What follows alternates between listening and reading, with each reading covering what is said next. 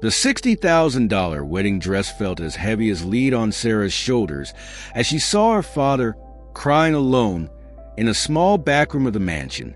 Michael, the man who had never shed a tear, not even when he broke his arm in 3 places at the auto repair shop, was now discreetly trying to dry his eyes with a worn-out handkerchief. He sat on a simple wooden chair, isolated from the lavish celebration happening just beyond the wall. Only 40 minutes remained until the ceremony that would unite 2 families who should never have crossed paths. Or at least, that's what Victoria, Sarah's future mother-in-law, never tired of implying with her sharp comments and looks of disdain. Outside the small room, 300 guests from the highest ranks of society waited for the wedding of the year to begin, sipping French champagne from crystal glasses and admiring the rare orchid arrangements that cost more than Michael's annual salary. Sarah stood frozen at the door, her heart pounding so hard it seemed ready to tear through the delicate French lace bodice. The image of her father, the man who had sold his only car to pay for her college, who slept only 4 hours a night working overtime to buy her books, now hidden away as if he were a stain to be kept out of sight, hit her like a punch to the stomach. "Sweetheart, it's better if your father doesn't give a speech at the reception." William's words still burned in her ears. "You understand, right? We need to maintain a certain standard."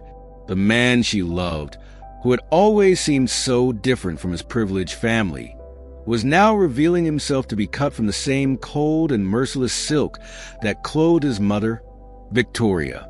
As the musicians of the Philharmonic Orchestra tuned their instruments in the grand hall, Sarah felt a storm brewing inside her chest. The pearl necklace around her neck, a gift from the Anderson family, felt like a tightening collar. Every passing second carried the weight of a lifetime of choices, leading her inexorably toward a moment of decision that would change not just her future, but her very essence. Michael finally noticed his daughter's presence and quickly tucked the handkerchief into his pocket, forcing a smile that shattered Sarah's heart into 1,000 pieces.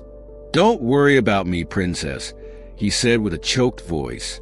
"This is your day. You look beautiful." At that moment, watching the man who had sacrificed everything for her trying to make himself smaller to fit into the Andersons' world, something awakened deep inside Sarah, a fundamental truth that had been dormant beneath layers of pink dreams and promises of a fairy tale that might never have been real. The chimes of the century-old clock began to ring, announcing it was time for the bride's grand entrance. Sarah looked at her reflection in the small mirror on the wall, a perfectly groomed princess about to join one of the most powerful families in the country. But the question burning in her heart had nothing to do with fairy tales. How much of her soul was she willing to sell to make this dream come true? Sarah closed her eyes for a moment, her hands gripping the delicate bouquet so tightly that her knuckles turned white. The scent of roses couldn't mask the bitter taste of truth rising in her throat. Through the slightly open door, she could hear Victoria commanding the staff, her voice as sharp as ice. "The arrangements must be perfect. We can't have anything out of place. It's bad enough we have to deal with certain unavoidable presences." The poison in her words was unmistakable. Michael stood up from the chair, his callous hands nervously adjusting the tie of his rented suit. Sarah noticed how the cheap fabric clashed with the Italian suits that filled the grand hall. Her father seemed smaller there, as if the weight of their disdainful looks had made him shrink. "Dad," Sarah started, but her words died in her throat when she saw William enter the room. Her fiancé was impeccable in his designer tuxedo, every detail carefully chosen to represent the power and tradition of the Andersons. "Sarah, darling, Mother is looking for you. Your makeup needs some touch-ups before the ceremony." He cast a quick, uncomfortable glance at Michael. "And sir, Michael, perhaps it would be best if you waited here. You know, just to avoid any confusion." It was as if something inside Sarah finally broke. The mask of perfection she had maintained throughout months of wedding preparations began to crack. In her mind, flashes of childhood memories resurfaced. Her father working under torrential rain to fix cars, his hands always stained with grease, but his smile always present when she got home from school. Confusion? Sarah's voice came out louder than she had intended. What kind of confusion could my father possibly cause, William? William adjusted his tie, visibly uncomfortable. You know what I mean, Sarah. This is a sophisticated event. We have senators, judges. We need to maintain a certain level. Michael took a step toward the door. He's right, Princess. I don't want to cause problems on your special day. His voice was calm, but Sarah knew that tone. It was the same one he used when he tried to hide from her that he had no money to buy Christmas presents. No, the word came out as a whisper, but it carried the weight of an avalanche. Sarah turned to William, years of love and illusions crumbling before her eyes. You're asking me to hide my father? To pretend he doesn't exist because he doesn't go to your exclusive clubs or have a six-figure bank account? Don't be dramatic, darling. I'm just trying to make this day perfect for us. William reached out to touch her face, but she pulled away. Perfect for whom, William? For your mother? For your golf club friends? Sarah felt hot tears start to run down her cheeks, ruining the meticulously applied makeup. This man you want to hide works 16-hour days, so I could study. He ate instant noodles for months to afford my college tuition, while you were in your penthouse choosing which BMW to buy. He was fixing cars under the scorching sun and pouring rain to give me a better future. The silence that followed was deafening. In the grand hall, the orchestra was tuning their instruments. In 40 minutes, Sarah was supposed to walk down the aisle. But in that small back room, time seemed to have stopped, suspended between dreams and reality, between love and truth, between who she pretended to be and who she really was. Michael stepped forward, his face a mixture of pain and determination. Sarah, my daughter, don't do this. Don't throw away your future because of me. His voice trembled slightly, carrying the weight of a lifetime of sacrifices.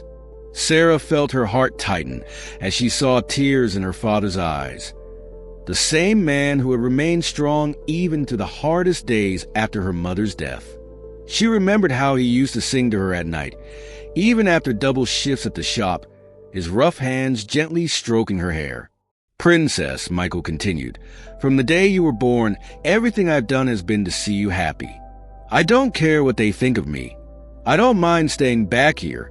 William cleared his throat, adjusting his shirt cuffs nervously. Sarah, you're being irrational. Think about the future we can have together. The house on the coast, the trips to Europe. Everything we've always dreamed of. But Sarah wasn't listening anymore. In her mind, fragments of memories danced like leaves in the wind. Nights when her father skipped dinner, saying he wasn't hungry, just so he could afford her school supplies.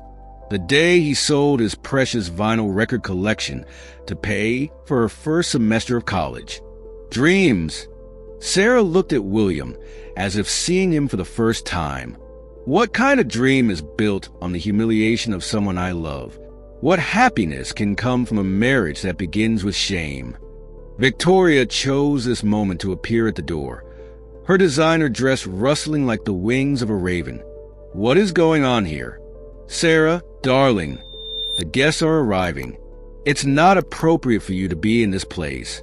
Her gaze swept the simple room with evident disgust. Appropriate? Sarah felt an unfamiliar strength growing within her. Do you know what's truly inappropriate, Victoria? Treating my father as if he were invisible. Pretending that love and character can be measured by a bank balance. The silence that followed was absolute. Even the music in the grand hall seemed to have softened, as if the very air was holding its breath, waiting for the next move in this family drama. You don't understand, Sarah. William tried once again, his voice a mix of frustration and condescension. We are trying to give you a better life, to elevate you to a new level. Sarah looked at her father, seeing not the diminished man that the Andersons perceived, but the giant he had always been in her life. Every wrinkle on his face told a story of love and sacrifice. Every grease-stained hand was a medal of honor, a silent testimony to his devotion. Elevate me? Sarah removed the pearl necklace that Victoria had insisted she wear, feeling as though she was shedding a weight from her shoulders. Do you really think you can elevate me by making me diminish the person I love the most in this world? What kind of elevation requires me to bury my heart? Victoria stepped further into the room, her expensive perfume filling the air like a toxic cloud. The heels of her Italian shoes clicked against the wooden floor like tiny sentences of condemnation. This is absurd. William, do something. She's having a nervous breakdown. Sarah felt an unexpected calm settle over her. The tears had dried on her face, leaving streaks in the perfect makeup that had cost a small fortune. The $60,000 dress, which once felt like a dream come true, now weighed on her shoulders like an empty suit of armor. For the first time in months, she saw everything with painful clarity. No, Victoria. I am more lucid than ever. Sarah turned to William, who seemed to have aged years in the last few minutes. Her fiancé, always so self-assured, was now nervously twisting the family heirloom ring on his finger, a jewel representing 5 generations of Anderson wealth. Do you know the first thing my father said when I told him we were engaged? He said, "If he makes you happy, princess, then he makes me happy too, without asking about your family, without caring about your money. He just wanted my happiness." Michael tried to intervene, his gentle voice carrying the weight of 1,000 unspoken sacrifices. "Sarah, please don't do anything rash. You love William. Every father wants to see his daughter well taken care of, with a comfortable life." A comfortable life? Sarah gently touched her father's face, feeling beneath her fingers every line that hard work had etched there. "You taught me that true comfort comes from within, Dad. From being able to look in the mirror and recognize the person staring back." William stepped forward, his face a mask of growing frustration and disbelief. "You're throwing everything away over pride? Think, Sarah. Think about everything we've built together. The house on the coast, the plans for the future, the position you would have in the family business. Built?" Sarah let out a sad laugh, the sound echoing through the small room like a painful confession. "What we built was a fantasy, William. A sandcastle that crumbles at the first sign of truth. You talk about giving me a better life, but a better life shouldn't mean becoming a worse person." Victoria scoffed, her face twisted in disdain. The diamond necklace around her neck gleamed with the same coldness as her eyes. "This is ridiculous. After everything we've done for you, after accepting you into our family despite..." "Well, you know, despite what, Victoria?" Sarah stepped closer to the older woman, suffocated by the heavy scent of her perfume. "Despite my father being a mechanic? Despite us not having a family tree that traces back 5 generations? The only ridiculous thing here is believing that titles and money make someone superior." Michael placed a hand on his daughter's shoulder, and Sarah felt the familiar warmth of his touch. The same touch that had comforted her through every stormy night of her childhood. The same touch that had guided her first steps, that had wiped away her tears after every disappointment. "Princess," he whispered, his voice thick with emotion, "I don't want to be the reason for your unhappiness. I don't need to be at the ceremony. I don't need to give any speeches. I just want you to be happy. You have never been the reason for my unhappiness, Dad." Sarah held his hand, feeling the familiar calluses, medals of honor engraved into his skin after years of honest labor. "You are the reason for my strength. Every moment they tried to diminish you today only showed me how truly great you are. And if they can't see that, then they are poorer than they imagine." The soft strains of the orchestra floated through the walls, reminding everyone that 300 guests were waiting in the grand hall. Sarah glanced at the old clock on the wall. 20 minutes until the ceremony. 20 minutes to decide the rest of her life. William ran a hand through his perfectly styled hair, his face a mixture of confusion and growing anger. You're throwing away years of our relationship over a moment of wounded pride? This doesn't make sense, Sarah. This isn't you. Maybe this is the first time I'm truly myself, William. Sarah touched the delicate veil covering her hair. Do you know how many extra shifts my father worked to buy me my first prom dress? 3 months. He slept 4 hours a night. His hands bled from so much work, but he never complained. And when the day came, he was there, smiling, telling me I was the most beautiful girl in the world. Victoria let out an impatient sigh. What a touching story. But the real world isn't made of sentimental tales. William can give you a life your father never even dreamed of providing. A life? Sarah felt a strength rise within her. What kind of life would that be, Victoria? One where I have to hide my origins? Where I have to pretend to be something I'm not to fit into your standards? Michael stepped forward, his callous hands trembling slightly.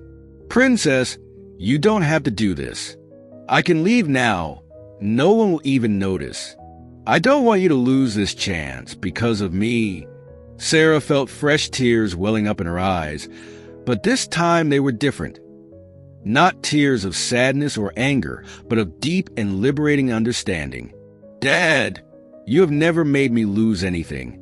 You have only given me love, strength, dignity. You taught me that character has no price. William tried to take Sarah's hand, but she pulled back. His touch, one so familiar and comforting, now felt cold and distant. Sarah, please. We can fix this.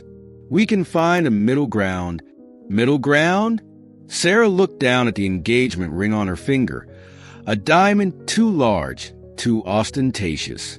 How can there be middle ground between dignity and humiliation? Between true love and appearances? Victoria stepped forward, her voice as sharp as ice. Enough of this dramatic scene. William, take your bride and help her compose herself. And as for you, she cast a cold glance at Michael. Perhaps it's best if you leave through the back door. And that was the moment when something inside Sarah shattered for good. She removed the engagement ring, feeling its weight for the last time. No, Victoria. If anyone is going through the back door, it won't be my father. Michael tried to protest, but Sarah gently interrupted him. Dad, you taught me that true wealth isn't found in bank accounts or prestigious last names. It's in character, in kindness, in the ability to love without conditions. And if there's anyone rich in this room, it's you. In the silence that followed, Sarah felt the weight of every decision, every moment that had led her to this point. The wedding dress, once a symbol of her dreams coming true, now felt like a borrowed costume. Beautiful on the outside, empty on the inside. With trembling fingers, she began removing the jewelry Victoria had insisted she wear, each piece representing a chain that bound her to a world that was never truly hers. What are you doing? William asked, his voice laced with disbelief and fear. For the first time, Sarah saw something new in his eyes. Not the shine of love or care, but the panic of someone watching his perfectly controlled world crumble. Her fiancé, always so self-assured, now looked fragile, as if the mask of perfection was finally beginning to crack. I'm choosing to be happy, William. Truly happy. Sarah placed the jewelry on a small table, the soft clinking sound marking each step of her liberation. For so long, I thought I was living a fairy tale. The simple girl who finds her prince charming, who gets accepted into a world of luxury and privilege. But fairy tales shouldn't require us to abandon our soul. Michael stepped forward, the fabric of his rented suit brushing against her delicate lace sleeves. His hands, rough from years of labor, trembled slightly. Sweetheart, don't make any hasty decisions. Marriage is forever. You always dreamed of this day. Since you were little, you used to collect magazine cutouts of wedding dresses. Yes, Dad, I dreamed. Sarah took her father's hands, feeling every callus, every mark. A map of love drawn onto his skin after years of sacrifice. The familiar scent of grease, which never completely left his hands, brought her more comfort than all the expensive perfumes in the grand hall. I dreamed of a day where I would celebrate true love, not a performance dressed in expensive flowers and French champagne. Victoria stepped forward, her heels clicking against the floor like small sentences of condemnation. Her perfectly made-up face twisted in restrained fury. You will never find someone like William again. You will never have another chance to be part of our family. Think carefully about what you're throwing away. The social position, the connections, the future we plan for you. Sarah smiled. A sad but liberating smile, as the weight of the world lifted from her shoulders with every word she spoke. You know, Victoria, for months I tried to fit into your world. I changed the way I spoke, the way I dressed, the way I thought.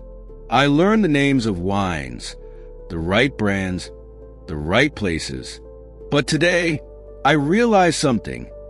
I don't want to be part of a family that makes me ashamed of where I come from. William moved closer, his expensive cologne mixing with the heavy air of tension. Sarah, please. We can make this work. You don't have to choose between us and your father.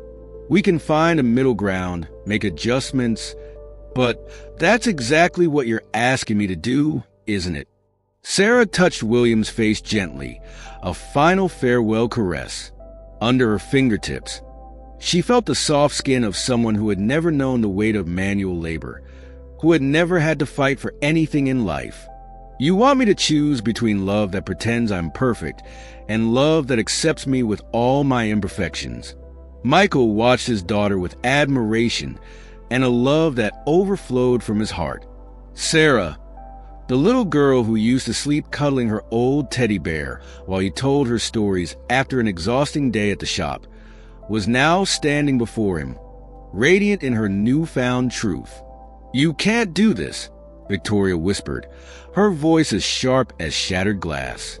The guests, the press, the social consequences.